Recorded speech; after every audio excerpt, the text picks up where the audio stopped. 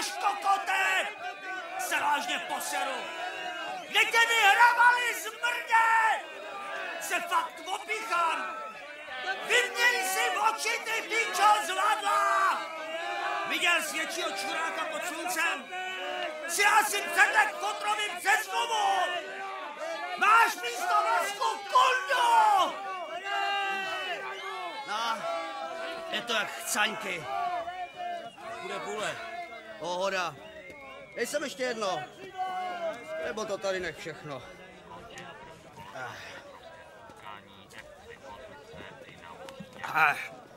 Ještě, že je ten fotbálek.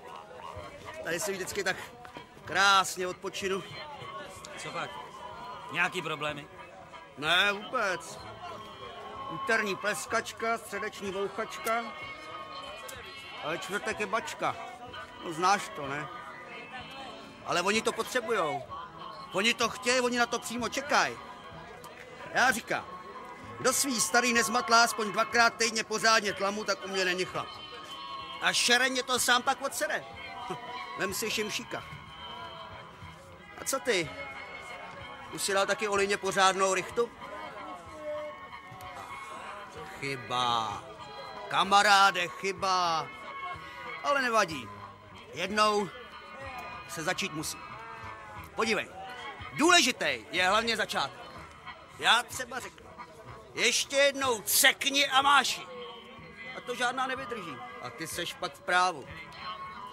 Nebo se říká, že nemáš jít přímo na ksicht, ale to já neuznávám.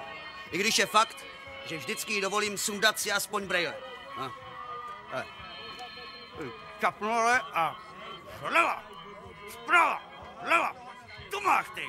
Jedna a ještě budeš kecat? Ještě budeš kecat? Ne, natáhnutí, že se posadeš. A hovno, a druhý hovno. A co? Co?